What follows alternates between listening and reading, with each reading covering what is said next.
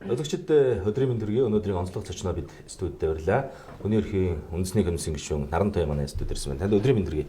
Өдрийн мэнд. За, жагсаал цуглаан одоо 4-р сарын 7, 8, 9 өдрүүдэд болсон. Тийм өнгөрсөн сарын ихэр жагсаал цуглаан болсон. За энэ бол одоо олон нийт бие ч гэсэн одоо иргэн хүнийхээ үднээс ойлгохдоо иргэд бол язгуур эрхийнхээ төлөө тийм ээ. Иргэд одоо эвүүл аюулгүй орчинд амьдрахын төлөө одоо сайн сайхан амьдрахын төлөө ийм язгуур эрхээ эдэлж ийм жагсаал цуглааныг зохион байгуулсан. Хэн нэгний үүсгэл санаачлагаар биш гэж ингэж ойлгож байгаа. За энэ бол одоо ингээд ийм асуудал байт юм байна. Үүн дээр 70 орчим иргэдийг төр саатуулсан асуудал мөн яригдсан.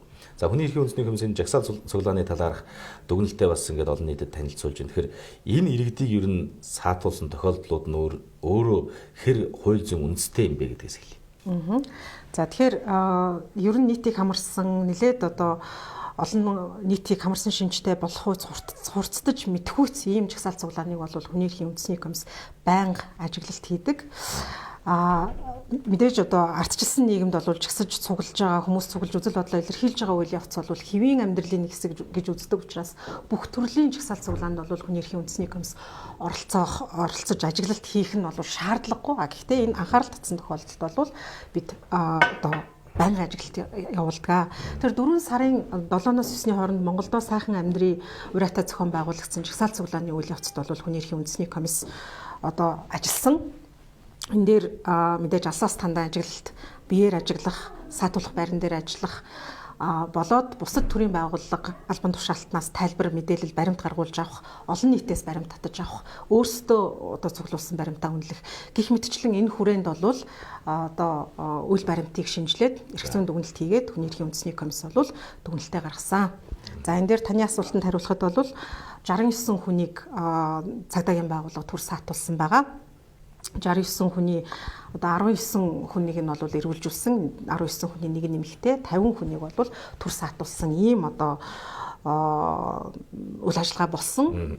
Тэгэхээр энэ цуглаанд оролцсон хүмүүсийг бөөнөр нь саатуулсан нь бол хүний халтшгүй чөлөөтэй байх, тайван жагсаж цуглах эрх чөлөө зөрчсөн гэж хүний эрхийн үндэсний комисс дүгнэж байна. Цагдаагийн байгууллагуудаас төр саатуулсан тухай тогтоолыг хянж үзлээ.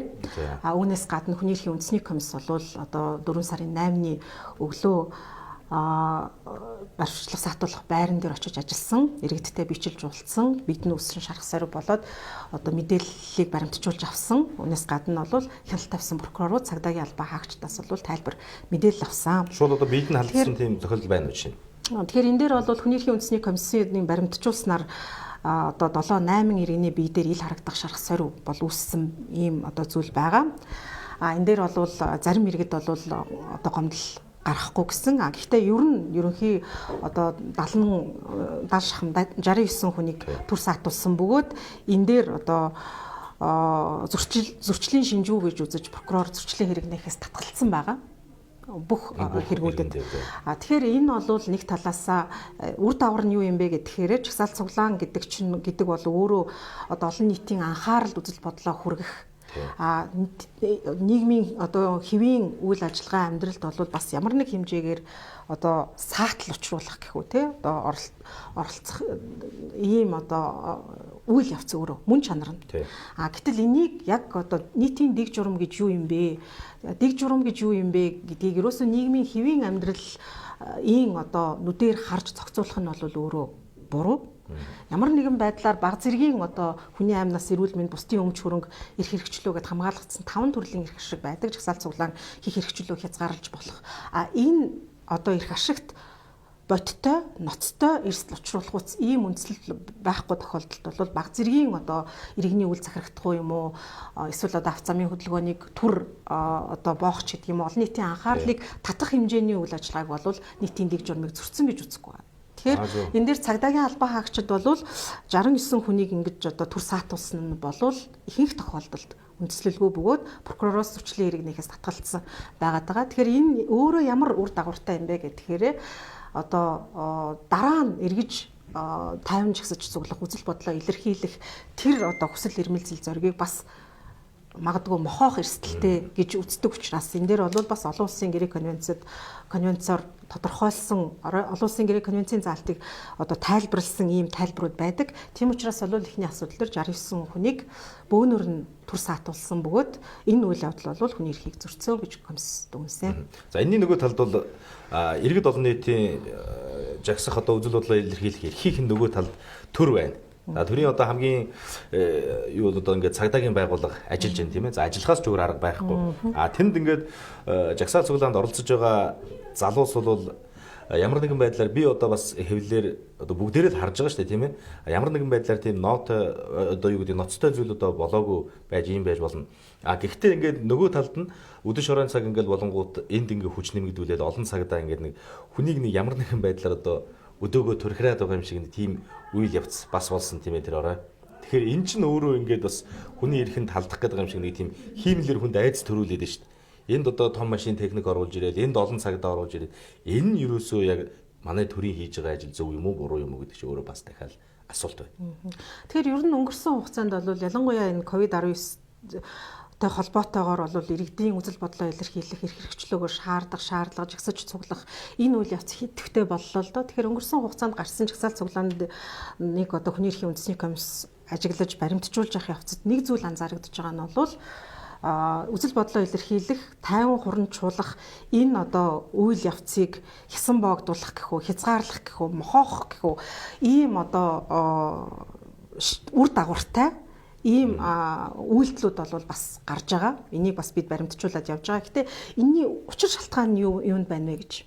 Яагаад ийм зүйл гараад байна вэ гэж.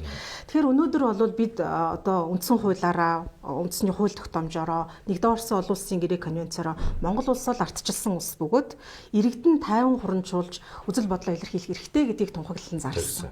Гэтэл энэ асуудлыг зохицуулж байгаа процессын хуулиуд бөгөөд дээрэс нь эргээд энэ хуулиудыг амилуулж байгаа төрийн албан хаагчид нь болонгууд нийгмийн дэг журам эсвэл үзэл бодлоо илэрхийлэх, тайван хурамжуулах гэдэг энэ үйл явцыг бол бас ийм одоо илүү чөлөөт ардчилсан байдлаар хүлээн зөвшөөрч сэтгэж ойлгож чадахгүй байгаад байгаа байхгүй. Өөрөөр хэлбэл нийтийн дэг журам гэдэг ойлголт бол өнөөдөр үндсэндээ Монгол улсын эрүү зөрчлийн одоо хууль тогтоомж эрүүгийн эрх зүйн хүрээнд бол социалист тогтолцооны үед нийтийн дэг журам гэж юу хэлж ирсэн энэ тодорхойлолтын хүрээнд хэвээрээ явж байгаа. Гэтэл өнөөдөр одоо бид нийгмээ төрөө улсаа мөн чанараар нь өөрчилчөөд байгаа тохиолдолд бол бид энд бол бас нэг сэтгэлгээний шилжилт явж байна л да. Тэгэхээр маш одоо энэ дээр бол юу гэдэг вэ? Одоо ойлголтын зөрүү гэдэг шиг ерөнхийдөө бол бүгд иргэдэнч тэр төрөнч тэр нэг хуудсан дээр ажиллах шаардлагатай байна. Тайван жагсаал цуглаан гэж юу юм? Энэ ямар улс юм гэдэг. Энэ ойлголт дээр бүр нэгдэх ёстой болоод байна тийм ээ. Ямар мөн чанартай улс бид нар байгуулж байгаа юм. Энэ улсад тайван хурамжуулах хэрэгчлөө, үзэл бодлоо илэрхийлэх хэрэгчлөө ямар байх ёстой юм? Энээс хамаарат нийтийн дэг журам гэдэг ойлголт ямар байх ёстой юм? Цагдаа энийг ямар хүрээнд хамгаалж, ямар хүрээнд зохицуулах ёстой юм бэ гэдгийг бүгд одоо нэг мөр ойлгож иж урагшаа авна. Үгүй бол зарим одоо төрийн байгууллагууд одоо нэлээд өөр хэв шинжээр ойлгоод байдаг те. Гэтэл иргэд иргэний нийгмийн байгууллагууд гэдэг юм уу хүний эрхийн байгууллагууд бол бас өөр өнцгөр ойлгоод байдаг. Өнөөдөр дотоод хэргийн их сургууль дээр одоо нийтийн дэг журам гэж юу вэ гэдгийг зааж байгаа энэ хууль зүйн ойлголт томьёол тодорхойлолт бол үндсэндээ бас бид одоо социалист тогтолцооноос төдийлөн салж чадаагүй хэв шинж нь одоо л хадгалагдсаар байгаа ийм одоо ойлголтууд явж байгаа. Тэгэхээр энэ дээр хүний эрхийн үндэсний комиссийн одоо бас тэргүүлэх нэг ач холбогдол өгж байгаа асуудал бол цагдаагийн албан хаагчдыг бэлтгэх сургалтын асуудал байгаа тий. Гэхдээ энэ өөрөө их цаг хугацаа их одоо шаардсан асуудал л та. Нэг зүйлийг би онцлон тэмдэглэх хэрэгтэй гэж бодож байна. Тэгэхээр ер нь зөвхөн хүний эрхийн үндэсний комиссаас өнгөрсөн хугацаанд жагсаал цуглааныг ажиглах, хараат бус мэргэжлийн дүгнэлт гаргах, цагдаагийн байгууллагатай ажиллаж байхад бол цагдаагийн ерөнхий газар, цагдаагийн байгууллага комист одоо өөрт байгаа мэдээлэл баримтуудаа бүрэн дүүрэн өгч бас комиссийг үйл ажиллагаагаа явуулах нөхцөл бололцоог одоо гаргаж ажиллаж байгаа гэдгийг бол бид бас онцлон тэмдэглэх шаардлагатай. Тэгэхээр хэдийгээр одоо хүний эрхийг цагдаагийн байгууллага зөрчлөө гэж комисс дүгнэж байгаа боловч бидэнд дүгнэлтээ хийх энэ боломж болцоог бол бас цагдаагийн байгууллага өгч хамтарч ажиллаж байгаа. Мөн системээ сайжруулах ийм бас хүсэл эрмэлзлэл бас байгаа гэдгийг бол бид бас одоо талархан тэмдэглэх ёстой гэж бодож байна. Цагдаа бол одоо төрийн албан хаагч боловч нөгөө талдаа цагдаа бол өөрөө иргэн, Монгол улсын иргэн. Та товчхон хариулаарай. Олон нийтийн мэдээллийн хэрэгслэр бас яваад ирсэн иргэнийг одоо баримтлах үйл явц нь одоо өөрөө илт хууль одоо дүрм журм зөрчилсөн тийм үйлдэлүүд гаргаж байгаа тийм бичлэг одоо олон нийтийн хэрэгслэр явсан шүү дээ тийм ээ. Энэ дээр одоо хүний эрхийн үндэсний комисс ер нь ямар байр суурь илэрхийлэх вэ? Тэгэхээр хоёр дахь дүгнэлт эхний хоёр дахь хүний эрхийн үндэсний комиссийн гаргасан хоёр дахь дүгнэлт бол 4 сарын 7-оос 9 дүргэлжсэн жагсаал цуглааны үеэр ялангуяа одоо 7-оос 8 шилжих шөнө болсон одоо үйл явдлын үеэр цагдаа хүч хэрэглэхдээ хүч хэтрүүлэн хэрэгэлсэн бөгөөд хүний халтшгүй чөлөөтэй байдал зөрчсөн одоо халдцаан гэдэг ийм дүгнэлтийг комисс хийсэн. За энэ дээр бол одоо олон нийтийн сайн мэдэх нэг кейс байгаа. Цагдаагийн хошууч дээ одоо хүнийг өшгөлсөн асуудал те. Энэ дээр бол авилгатай тэмцэх газрын мөрдөн шалгах хилтэс шалгах ажиллагаа явуулж байгаа. За энэс гадна хүний эрхийн үндэсний комиссд авагдсан 3-4 баримт байгаа. Энийг цагдаагийн ерөнхий газарт бол одоо тухайн нөхцөл байдлыг шалгаж тогтоох гин буруутай цагдаагийн албан хаагч одоо хүний эрх халтсан болвол арга хэмжээ агуулах асуудлыг комисс тавьж байгаа. Цагдаагийн албан хаагч бас гэмтэж үрцсэн асуудал гарсан. Энэ дээр дүгнэлт ямар дүгнэлтүүд гарав? Тэгэхээр энэ одоо үйл явцын үеэр 9 цагдаагийн албан хаагч биедээ бэрхтэлгэмтэл авсан байгаа. За 9 цагдаагийн албан хаагчаас бол нэг албан хаагч биеийн байдал хүндөвтөр төрийн тусгай албан хаагчдын нэгдсэн эмнэлэгт гавал тархины битүү гэмтэлт баруун нүдний салс эвэрлэг бүрхөвч урагдсан торлогийн бүрхөвчийн ханы суц гэмтсэн гэх онцтойгоор тусламж үйлчилгээ авсан байна. За тэгээд бас мэс засалт орсон ийм одоо тохиолдол болсон. Хоёр албан хаагч бол зүйлийн эдийн нацрал одоо гэсэн онцтой. Тэгэхээр эдгээр цагдаагийн албан хаагчдыг одоо эмчлүүлэх, тусламж үзүүлэх талаар хууль зүйн яам цагдаагийн ерөнхий газраас тодорхой арга хэмжээ авснаа комиссд мэдээлсэн. Энэ нөгөө талд мөн одоо тэр жагсаал цуглаан зохион байгуулах үеэр одоо энэ төв талбай орчимд сүлжээ сарниулагч ашигласан гэсэн ийм асуудал яригдсан. За иргэд олон нийт бол одоо гар утсаараа ч тийм олон нийтийн ингээ мэдээллийн хэрэгслэр бүгд жагсаал цуглааныг ажигласан байр суурьтай тийм ээ. За бүгд одоо талбай дээр гарч ирж жагсах боломжгүй учраас олон хүн одоо Монгол орны өнцөг болон бүртэл тухайн үйл явцыг ажиглаж байсан байх. Энэ одоо юу гэдгийг хүний мэдэх хэрэгэд халдсан ийм асуудал байж болох уу? За тэгэхээр сүлжээ сарниулагч ажилласан жагсаал цуглааны үйл тийм ажилласан. Жагсаал цуглааны үйл явцыг олон нийтэд одоо илүү өргөн хүрээтэй мэдээлэх дээрээс нь захим орчинд үзэл бодлоо илэрхийлэх нь боломжийг хязгаарласан гэдэг асуудлыг тавьсан. За комисс энэ асуудал дээр бас онцгойлон анхаарал хандуулсан. Яагаад гэвэл 50 жагсаал цуглааны үед бол ялангуяа болж байгаа үйл явцыг баримтжуулах бусдад түгээх боломжтой байх нь бол мөн одоо хамгаалагдсан 50 жагсаал цуглаан хийх хэрэгчлөөний хүрээнд хамгаалагдсан ийм өгүүлбэл байдаг. За тэгэхээр ийм зүйл одоо бидэнд хүний эрхийн үндэсний комиссд авагдсан баримтын хүрээнд бол ийм зүйл одоо болсон гэж үзэх үндслэл тогтоогдохгүй байгаа. Цагдаагийн байгууллагаас өгсөн мэдээлэл, харилцаа холбооны зохицуулах газраас өгсөн мэдээлэлээр бол ялангуяа задгай талбайд одоо байшин дотор гэдэг юм өрөө таслаханд бол сүлжээ сарниулагч ажиллах боломжтой. Задгай талбайд бол одоо энэ сүлжээ сарниулагчийг ажиллуулах ийм техникийн боломж олцсон Монгол улсад байхгүй гэсэн ийм тайлбарыг өгсөн. За энэ тайлбарыг бол бид бас хөндлөнгийн одоо гадаад улс оронд докторийн агсан түвшний одоо энэ IT харилцаа холбооны чиглэлээр судалгаа хийдэг экспертүүдэд бол хандаж ийм байх боломжтой юу гэдэг зүйлийг тавьсан. Энэ дээр бол бас мөн одоо бидэнд ийм техникийн боломж бололцоо байна гэдэг ийм одоо тайлбарыг мэдээллийг баримтыг бол экспертүүд ч тэр гаргаж өгөөгүй. Тэгэхээр хүний эрхийн үндэсний комисс бол энэ асуудал дээр нэгдүгээр тогтоогдохгүй байна.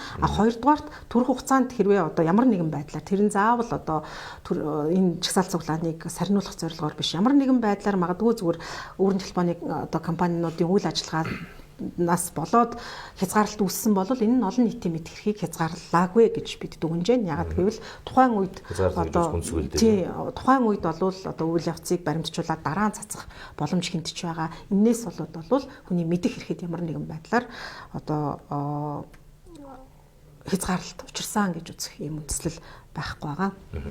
Жагсаал цуглаан зохион байгуулна гэдэг чинь хүний ёстой нөгөө язгуур ирэх мөн үү гэвэл мөн л дээ. Ялангуяа одоо ардчилсан энэ зарчмаар замж байгаа бидний хувьд бол 50 байдлаар жагсаал цуглаан зохион байгуулагч нь одоо мэдээж язгуур ирэх үедтэй гэж одоо хинч ингэж ойлгож штэ тийм ээ. Бид нэр жагсаал цуглаан зохион байгуулах тухай хуультай Энэ хуулийн хүрээнд одоо ажиллаж байгаа. Тэгээд энэ жагсаал цуглаан зохион байгуулахын тулд заавал нэг одоо зөвшөөрөл авдаг тийм ээ. Ийм журамтай штэ. Тэгэхээр одоо ингээд жагсаал цуглаан зохион байгуулагч нь өөрөө ингээд яг өнөөдөр мөрдөгдөж байгаа хуулиар иргэ зөрчиж байгаа юм биш үү гэсэн ийм асуудал бас байна. За тэгэхээр ер нь бол хүний эрхийн үндэсний комиссаас жагсаал цуглаан хийх журмын тухай хууль бас одоо өөрөө тухайн цаг үедээ их товчхон ерөнхий зохицуулалттай хууль. Одоо бол цаг үеэсээ нэлээд хоцорсон бөгөөд энэ хуулийг одоо шинжилэн найруулах шаардлагатай гэсэн байр суурийг бид удаадараа илэрхийлж байгаа. 5 үндсэн асуудал дээр бол одоо асуудлыг шинжилэн найруулахад анхаарах ёстой гэсэн цогц саналыг бол комисс одоо улсын их хурл болоод хууль зүйн яамд тавьж байгаа. За хууль зүйн яамд дээр ажил хэсэг байгуулагдаад ажиллаж байгаа. Түүний эрхийн үндэсний комиссийн төлөөлөл орж байгаа. Тэгэхээр энэ мэдэгдэлтэй холбоотой асуудал дээр энэ дээр бол үндсэндээ Монгол улсад үйлчилж байгаа хууль тогтоомжийн хүрээнд хоёр одоо өөр дэг журам үйлчилж байна гэж бол хэлэх боломжтой. Үндэсний хууль тогтоомжоор бол одоо жагсаал цуглаан хийх журмын тухай хуулиар тогтоосноор бол одоо засаг дарагт тодорхой хугацааны өмнө мэдэгдэх ёстой, зөвшөөрөл авах ёстой. Ингээд тайван жагсан хурамчлуулах хэрэгчлөөгөө хэрэгжүүлэх ёстой. Гэтэ мэдэгдэл авж байгаа энэ процесс бол өөрөө хүний эрхийг хязгаарлаж байгаа юм биш л дээ. Өөрөөр хэлбэл тэнд тухайн тал одоо жагсаж цуглах гэж байгаа талбай дээр өөр ямар нэгэн нийтийг хамарсан арга хэмжээ зохион байгуулсан байж болно. Эсвэл жагсаал цуглааныг өөрийг нь одоо зохион байгуулах боломжийг олохын тулд авто замын хөдөлгөөнийг зохицуулах байдаг юм уу? Магадгүй тодорхой одоо төрийн байгууллагаас, цагдаагийн байгууллагаас, төрийн захиргааны байгууллагаас арга хэмжээ авах энэ боломжтой олгох ийм одоо бас одоо юутай ийм үйл ажиллагаа явж идэг процесс энийг огт байх шаардлагагүй гэж үзэх нь бол буруу. Олон улсын эрхцүүд гэхдээ ямар байд юм бэ гэхээр өөрөөр хэлбэл жагсаал цуглаан хийх журмын тухай хуулиар ямар зохицуулт байдаг вэ гэхээр энэ хуулийн заалт олон улсын гэрээний заалттай зөрчилсөн тохиолдолд олон улсын гэрээний заалт дамаа хүчин чадалтай байна гэд. Монгол улсын үндсэн хуулийн 10 дугаар зүйлд мөн одоо Монгол улс олон улсын гэрээний үүргээ шударгаар сахин биелүүлэхтэй холбоотой зарчмуудыг тогтоосон байдаг. Энэ хүрээнд олон улсын эрхцүүд юу байна вэ гэхээр нэгдүгээр жагсаал цуглаан тайван, хоёрдугаарт олон нийтийг хамраагүй маш цөөхөн хүний хүрээнд болж байгаа тохиолдолд бол заавал одоо мэдэгдэж байх зөвшөөрөл авч явах энэ одоо зохицуулалт бас байхгүй байж болно. Энэ дээр уян хатан зохицуултууд бол бас байдаг. Тэгэхээр ер нь бид жагсаал цуглаан хийх журмын тухай хуулийг одоо шинжилэн найруулах шаардлагатай гэдээ байгаа нь бол Монгол улсад үйлчилж байгаа хоёулаа хүчин төгөлдөр эрх зүйн дэглэмүүдийг нийцүүлэх шаардлагатай байна. Тэгэхгүй л одоо юу гэдэг олон улсын өмнө хүлээсэн хэм хэмжээ нь одоо даваа эрэхтэй байна гэдэг чинь одоо ийм гажуудал болчиход шүү дээ. Бүр одоо юу гэдгийг талбай дүүрэн олон хүнч маш тайван жагсаж болно. Үзэл бодлоо илэрхийлж болно гэдэг нэг ийм асуудал шүү дээ. Ингээд жагсаал цуглаан зохион байгуулад иргэд за олон ч бай цөөн ч бай ингээд баримтлагдаад ингээд байгаа нь эн чинь одоо нөгөө таны дөрөвний ярьсан дараагийн одоо айдас иргэний сэтгэл зүрхийг мохоох, зоригийг мохоох ийм үйлдэл болчих үү. Энийн нөгөө талд яг юу гэдгийг олон нийтийг одоо илт буруу зүйл төрхраагүй ийм л биш бол яг юуг нь одоо энэ хэм хэмжээг зөрчилөө таныг баримжилна гэх юм бэ гэдэг чинь өөрөө бас бүдэг асуудал болчиход байна шүү дээ. Тэгэхээр олон улсын эрхцүүд тогтоосноор 5 төрлийн хязгаарлалтууд байгаа тийм. Үндэсний аюулгүй байдал, нийтийн дэг журам, бусад хүний эрх хэрэгчлөө, нийтийн одоо public moral гэж хэлдэг, нийтийн ёс суртахуун, тэгээд бусдын эрүүл мэнд гэж. Өөрөөр хэлэх юм бол одоо зам талбайг удаан хугацаагаар хязгаарлаад төргөн тусламжийн машин явах боломжгүй болгоод хэн нэгэн хүний амнаас одоо алдагтаад хүрэж байгаа энэ тохиолдолд бол жагсаал цуглааныг зохицуулах үүрэгтэй. Тэгэхээр бид өнөөдөр зүгээр жагсаал цуглааныг өнөөдөр цагдаагийн байгууллага зохицуулахдаа ямар нүдээр харж байна вэ гэж. Жагсаал цуглааныг тараах, сарниулах, хязгаарлах ийм нүдээр харж байна уу? Гэтэл уул нь бол одоо үзэл санааны хувьд гэх үү те үндсэн хуулийн үзэл санааны хувьд бол жагсаал цуглаан хийж тайван хурамжуулж байгаа энэ үйл явцыг дэмжих боломж олгох нь эхлээд цагдаагийн байгууллагын өөрийнх нь одоо суур позиц байх хэрэгтэй тийм. Гэтэл одоо бол яаж нөхөр ямар нэгэн байдлаар одоо олон нийт цугларсан нийт ийм үзэл бодлоо илэрхийлсэн бусдыг шүүмжилсэн болоод ирэнгүүт хязгаарладаг, хаадаг, хясан боогдуулдаг. Яаж энийг одоо зогсоох вэ? Зохицуулна гэдэг нь одоо ямар утгаар ашиглагдээ одоо ойлгогдож байна уу? Тараах, хязгаарлах гэсэн ийм одоо юун дээр явж явах юм бол энэ бол бид үндсэн хуулийнхаа мөн чанарыг ямар улсыг, ямар улс төрийн олон лигийг бий болгох гэдэг юм бэ гэдэг мөн чанараа бол ойлгохгүй байна л гэсэн. За баярлалаа. Танд амжилт. За баярлалаа. Ирэх мөсөгчтэй бид студид өнөөдрийн онцлог зочин хүний эрхийн үндэсний комиссийн гишүүн Наран Туяатай ярилцлаа.